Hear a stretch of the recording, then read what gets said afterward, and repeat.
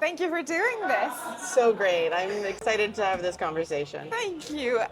So, could you introduce yourself? And Absolutely. that's the question. You want to know about the Canadian Yeah. Food Innovation Network? Yeah. I am topic I can talk about for hours. I am Dana McCauley. I am the CEO of the Canadian Food Innovation Network, and we exist to help every food and beverage business in Canada reach their full potential.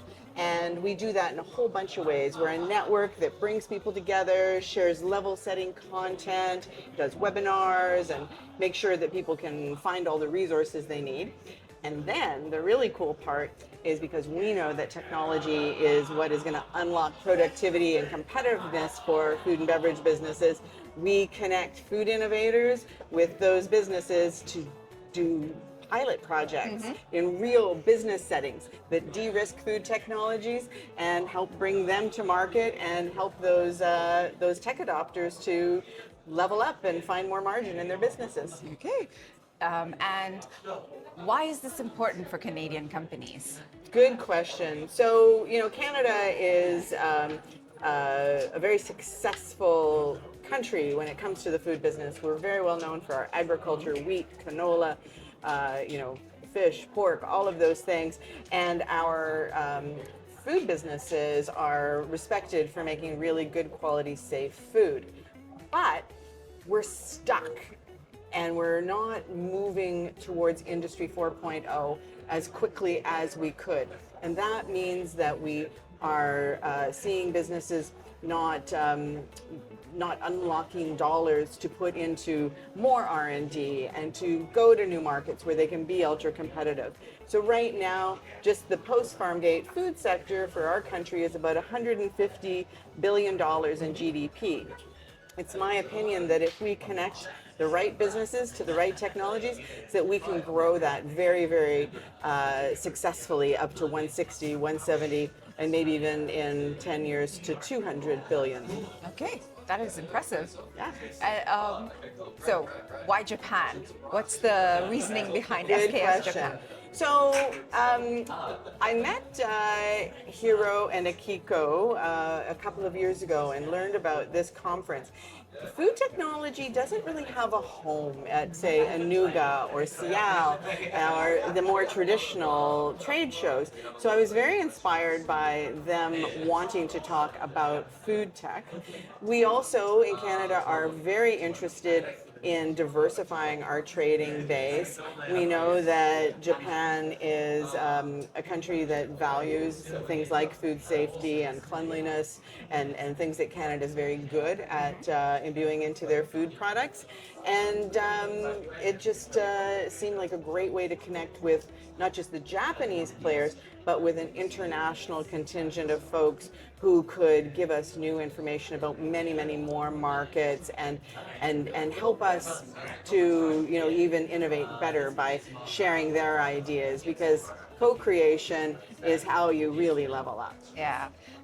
And what are some of the kinds of companies that you work with right now, and how do you connect them with their co-creators? It's a really interesting question. I would say we do it really well in some ways, and we're getting better at it in other ways. So we put out funding calls for challenges around particular themes, and we expect the people who apply to hopefully be in a partnership already.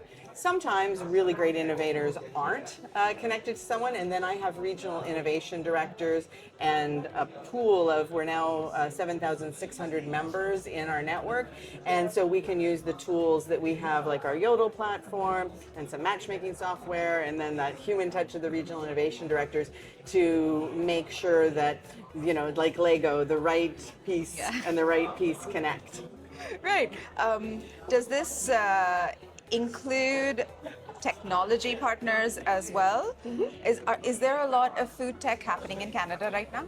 What's really interesting is that food tech is popping off in Canada. It is an emerging, somewhat underknown segment. So we did some research last year. We called it the Food Tech in Canada Ecosystem Report. And we went out and we mapped all the companies who were working in the agri-food tech continuum.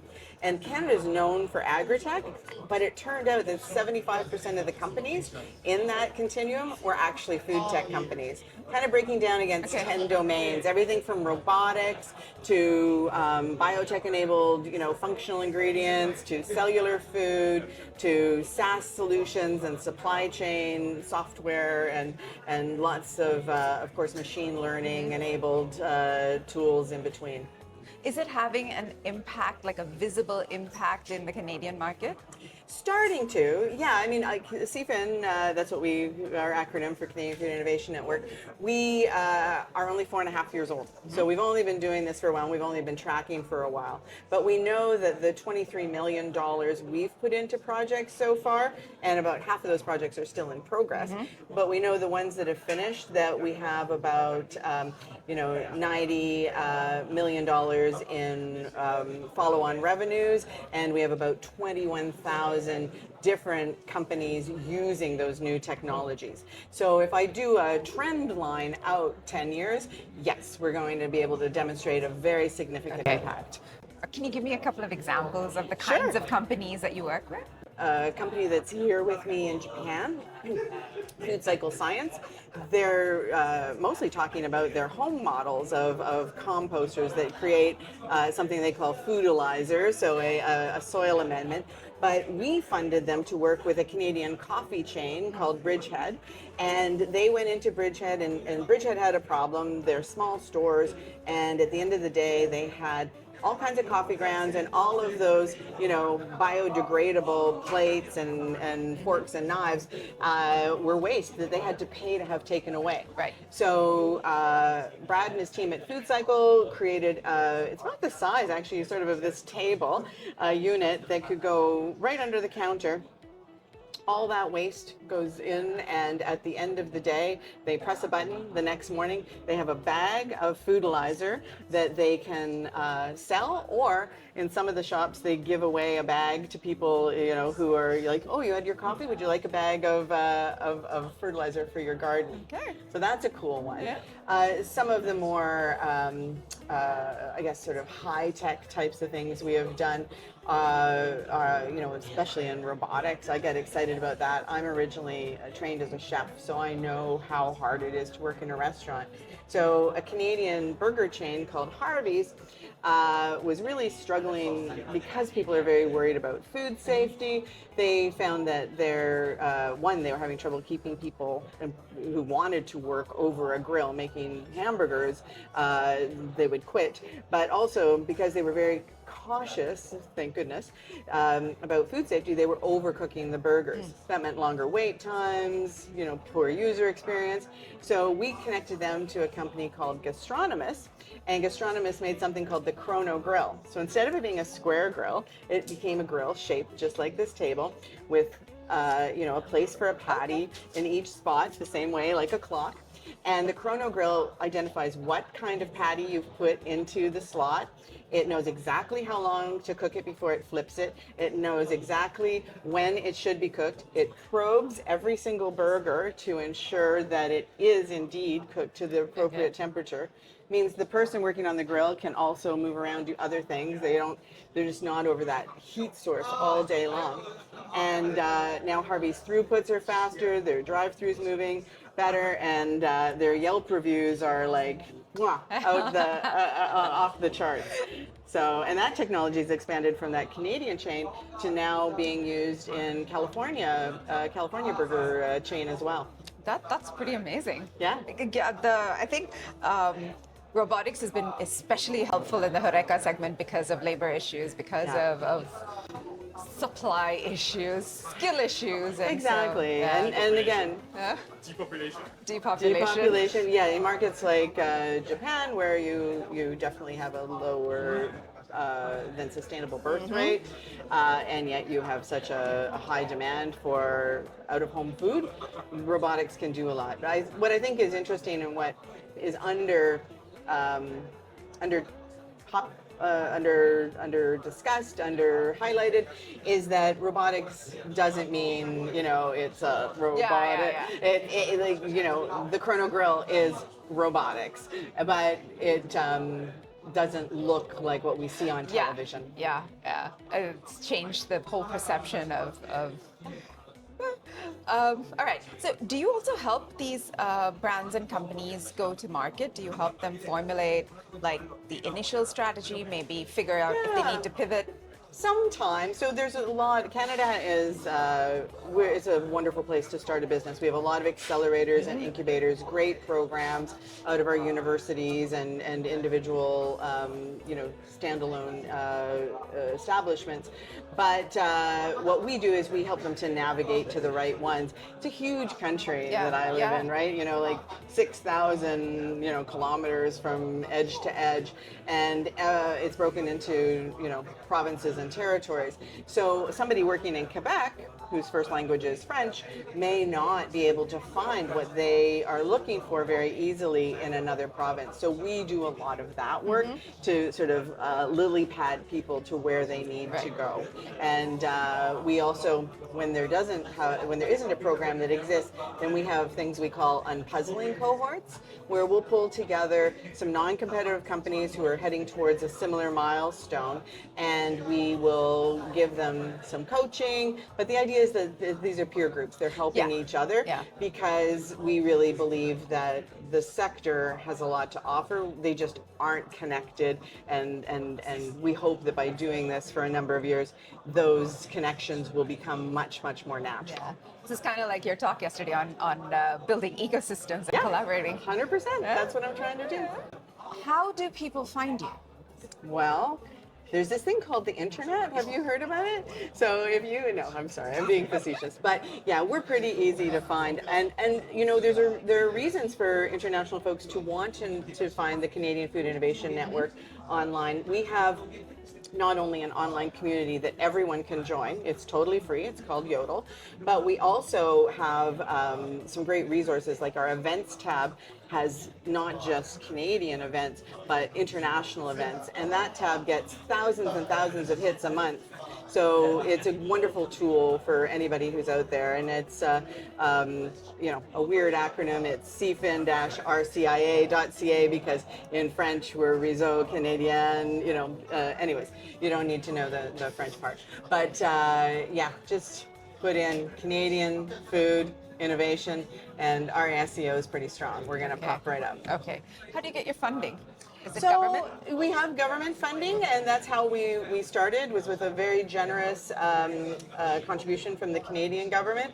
But now we also sell products, and we do all kinds of services, like big companies, multinationals from around the world will ask us to help them do innovation scouting projects. We do a lot of events that get sponsorship, and increasingly often now people are wanting to advertise on Yodel and that kind of thing. So my hope is that if I'm a good leader, in 5 years we'll be financially sustainable and have a model that we will always want government money to put into projects, but that the network will self-sustain itself, because it should, right? Yeah. Okay, I'd like to talk quickly about innovation in general.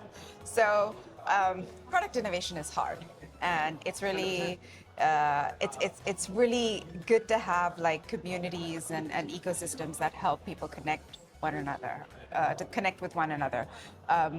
But it's also challenging. Extremely. Products there will be good ideas that can't really scale, or they may just not be right for that time.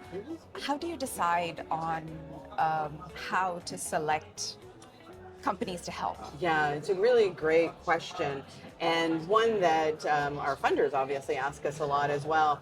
So it's a process. I would say us writing a very clear and good funding call is very important, telling people what impacts we're looking for. And then, we are very fortunate in that we get Oh, I don't know. Let's put it this way. We funded about 110 projects and we've had well over 700 applications. Okay. So we aren't scrambling. We are only funding the best of the best. Now, you could also say, well, does that mean you don't have enough money?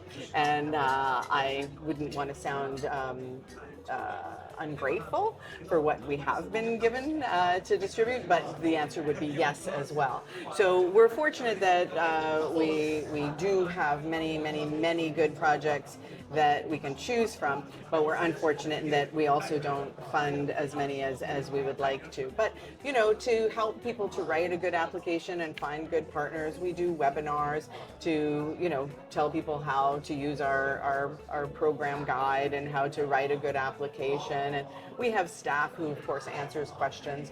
You know, our model in and of itself is all about de-risking. And truthfully, it hasn't happened very often, but I actually don't mind if some of our projects don't lead to a commercial success, because that is what innovation is about. It's about testing and learning. I think there's only been one or two of our projects where they have said, yeah, that didn't work. But in both cases, they learned things to then go back and do the next iteration. Because that's the thing, that eureka moment is a myth. It does not happen. Can I ask what kind of products those were? Just out You of know what? curiosity. I don't think it would be fair for me Okay. to Okay. talk about those Okay. publicly. Yeah. Yeah, all right. Fair enough. I had to try. Yeah. No, it's good. All right. So, are there any are there any common challenges or pitfalls that you see in the process when young brands are trying to like expand what they're doing? So you're talking about B2C branded Yeah, companies? yeah. Oh yeah, and before CFIN, I started Canada's first big, large-scale food product incubator and accelerator, and I was actually, for a couple of years, I was on a TV show that did that too. So I have seen hundreds and hundreds of branded companies go down that journey. Plus, I've been the head of food product innovation for 3 different large Canadian companies earlier in my career. So I would say that there's two problems, and that are most common, and they're the flip side of a coin. One is people, for whatever reason, deciding to be a challenger brand. If somebody else is already doing really well at it, guess what? It's going to be so hard for you to change people's behavior and to communicate and get through the noise, particularly if that's a very big company. The other is people trying to be too disruptive. If you walk through the grocery store and there's no obvious section for your product, you have a very long runway, because the buyers have a certain amount of shelf space to shelf, and their job is to do 2 things. It's to get people who are already in their stores every week to buy more, and to get people who are shopping across the street to cross the street and shop there.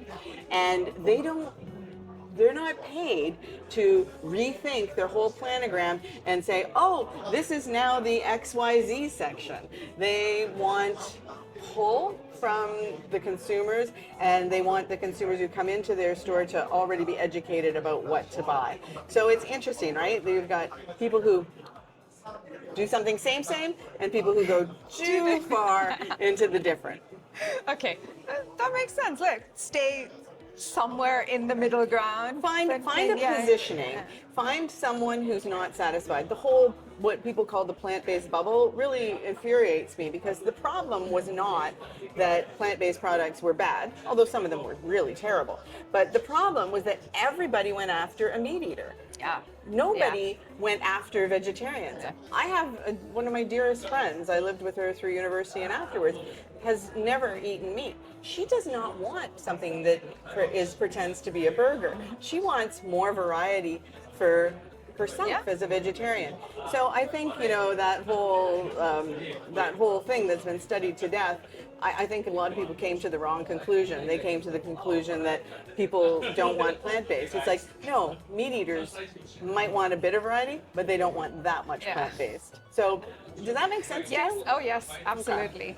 And also, there's a lot more you can do with plants other than make it into a meat alternative.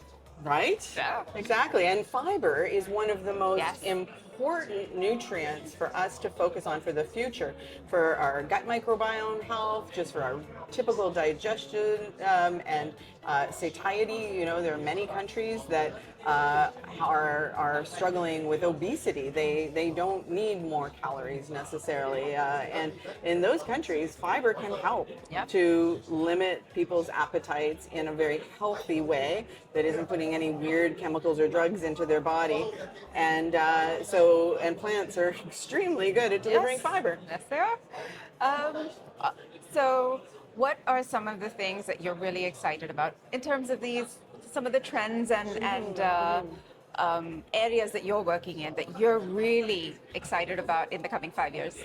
What I'm excited about is how quickly things are changing. So when we started CFIN, I was employee number 2, and I said, you know what, we should start educating people about cultivated cellular foods. We should start educating people about AI and what the AI stack is, because in 5 to 10 years, we're going to be doing those projects. And now, here we are, not even 4.5 years later, and these things are being used and talked about. Now, there's still a lot of confusion. A lot of people still don't know that AI isn't just a chatbot, but that is very, very exciting that we have this emergence of technology and technology adoption much, much more quickly than I had imagined. The other side that's really exciting to me is the fact that we are hopefully, by adopting technologies and being more efficient, is that we're reducing waste. And I'm very proud that Canada is extremely good at what is formerly called side stream valorization and upcycling. And to me, that is just such. If you can take the stuff that right now you have to pay to get rid of and turn it into value, that's just common sense. So I'm pretty excited about that. Okay, great. Finally, what have you seen here that has blown your mind? Oh, so much. SKS Japan. Top 3. Yeah, SKS Japan is a really interesting place to see new things, but it's also a really interesting place to learn. And so I think some of the technologies I've seen, there definitely have been things I wasn't aware of in the past. But, there's a lot of just, new takes on things that are happening globally. But I think it's, seeing this will for big cities like Tokyo. Tokyo has the population of all of Canada. Really? Canada's got 40 million people, Tokyo's got 40 million people. So to see how well this city works, and to see the will and the interest that they have to welcome international partners, because I have to say, in the past, people have often said that, Japan, it's a fairly contained culture and they aren't all that welcoming to outsiders. That's not what I'm seeing here. So I'm leaving here feeling very, very excited about the collaboration opportunities and the knowledge transfer and best practices that I can take back and discuss with my partners in Canada. And I've just made so many new acquaintances. It's going to be. So those are the sort of 3 things there. Canada is a self-sufficient country when it comes to food production and feeding everybody, as are many other countries. Unlike Singapore and Japan, which are kind of at this point where self-sufficiency is a massive issue. I think Japan is only about 30%, 38% self-sufficient. So what's the motivation for governments, such as the Canadian government, to invest in this? So, when you have a lot of food, you have a lot of water, you have really smart people, and great manufacturing capacity, you also have a responsibility to the rest of the planet. So, Canada right now is about 70%, food sustainable, because of course of our climate. In the wintertime, we do have to import a lot of fresh foods, and of course we love chocolate, we love coffee, so there are things that, French wines, we bring that kind of stuff in. But the impetus would be for us to be good global citizens, have enough to share, but then also for us to grow our economy. And for us, increasingly, and last year, if you'd asked me this question, I might not have answered it with this, but now that we're looking at the geopolitical scene change, we're hearing our ex-best friend say they want us to be the 51st state. We're also now thinking about how do we get to 90, 100% sufficiency? How do we shorten our supply chains? How do we settle our north? Because right now the Canadian population is pretty much distributed across a band about 200 maybe 250 kilometers north of the US border. So we have this huge amount of space with very few people living in it. The people who are living there are underserved by clean water and a secure food supply. Our housing is very expensive. Our wages are not, keeping track with the cost of living in big cities. So how do we move some people, some economic development, outside of the cities to, help those pressures, to help make our north more settled and less easily viewed as up for grabs, and then also be part of the global solution, because we're a G7 country, right? So we have a responsibility there. So it's a bit of a scaffold of drivers, but I would say today the number one reason would be to grow our own economy and to be as sovereign and self-sufficient as we can be. Okay, great. Thank you. You're welcome.